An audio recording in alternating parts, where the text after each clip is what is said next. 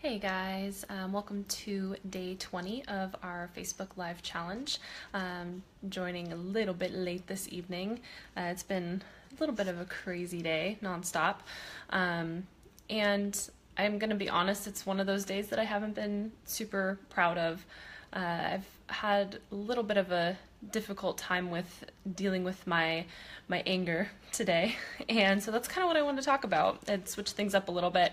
It wasn't originally what was on our calendar for today. Giselle is still at Coachella and wasn't able to do what she was originally scheduled to do, and I was gonna take that same topic and talk about it, but I just wasn't really feeling it tonight. So I I don't know about you, but I don't remember ever having any issues with feeling like an angry person most of my life.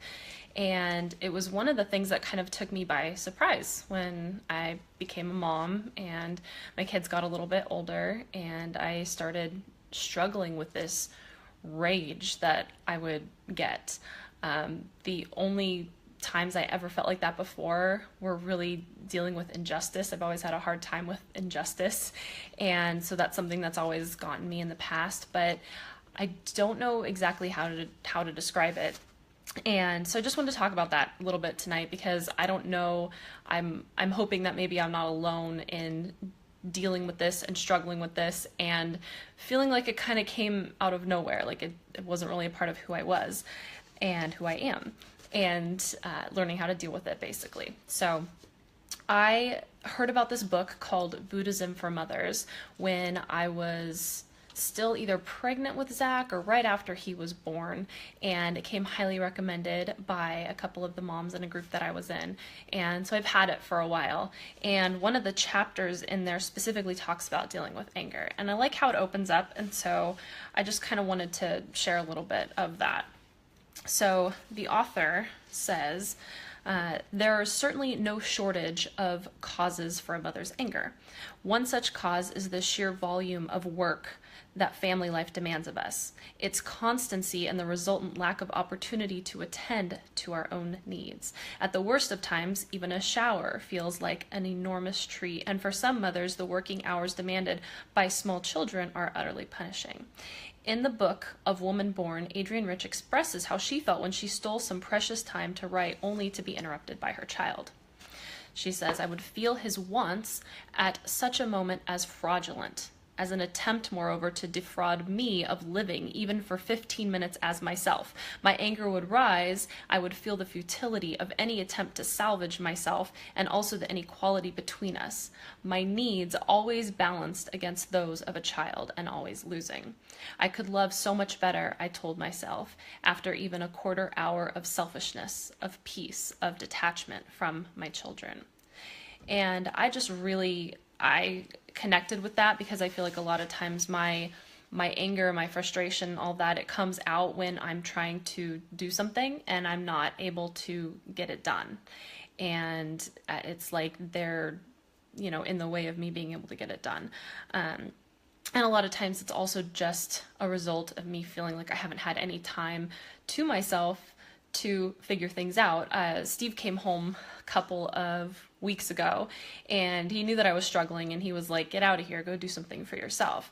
And I literally sat in the car for quite a while trying to figure out what to do. This was after it took me a while to even get out of the house to figure out where I was going to go. And then I sat in the car and finally I was like, I just got to start driving.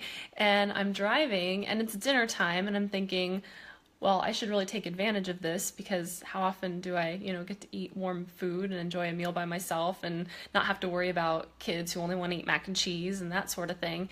And it was like I didn't even know who I was anymore. I called my mom and I broke down with my mom and I was like, I don't even know who I am anymore. Like, I don't know what I like to eat. I don't any of that.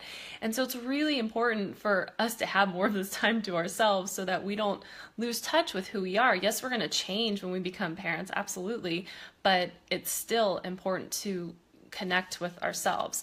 And so I just want to share kind of three things about dealing with anger that I feel like help me when I am feeling more in control, and having one of those days. I mean, I feel like there are days where, your kid could poop on the floor and you lose it, and then other days where they poop on the floor and you're laughing about it and finding the humor in it. And I so often want there to be more of those days where I'm finding the humor in things, and I think that that is a result of these three things that I'm about to share. So I think the first thing in dealing with anger is accepting your imperfection. And for me, I am a perfectionist. This does not come easily. Type A in personality all the way. I really have a hard time with that. And I think so often the anger is coming out of me wanting to, be in control and have things be perfect and, or at least controlled most of the time. And that's not possible. And so it's having to let go of that and accepting the imperfection. I think the second thing that I've noticed just is super helpful is apologizing.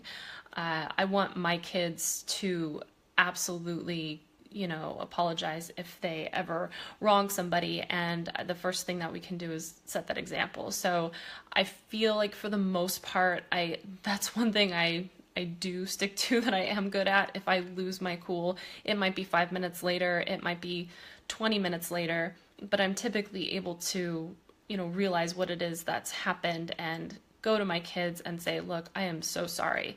I'm really stressed about this and I took it out on you, or whatever. And whatever the case may be. But I feel like that's also just really important. So accepting your imperfection, we're not going to be perfect, apologizing when you do get angry. And the third one is taking time for yourself, however that needs to happen. I know with our schedules, mine and Steve's schedules, it's really hard for us to find that time with work and businesses and just so many demands. And so one thing that I've been trying to do this last month is I have a friend who lives here, and we've been trying, we call it the me time swap. We've been trying to just give each other an hour a week. So we watch each other's kids for an hour and we can use that time to do whatever we want. If we want to go to the gym, I had my first hour last week, or no, it was my second one, but I just went and I read a book that I've been wanting to read. And I feel like that makes us such better parents when we have that time to ourselves to just enjoy a hot coffee, enjoy a hot meal, whatever it might be, do something that you enjoy doing, reading, whatever, and really just connect with yourself. Bring a journal. Sometimes that's what I do. I'll just go to Starbucks and bring a journal and write, and whatever it takes. So anyway, I just wanted to share a little bit about that tonight. Hopefully I'm not alone in this new, I don't know, I don't even know what to call it, just this realization that I even have this in me, which can be disturbing at times. But again, just those are three things that I have found that work. Just accepting your imperfection, apologizing, and taking the time to connect with yourself. So I hope that that's helpful for you guys. I'd love to hear from you ways that you deal with this, or even just knowing that, hey, Jess, yep, I feel it too. I'm there. Sometimes it's nice even just to know that you're not alone. So I hope you guys have a great night, and we'll be back tomorrow with day 21. Thanks so much. Bye.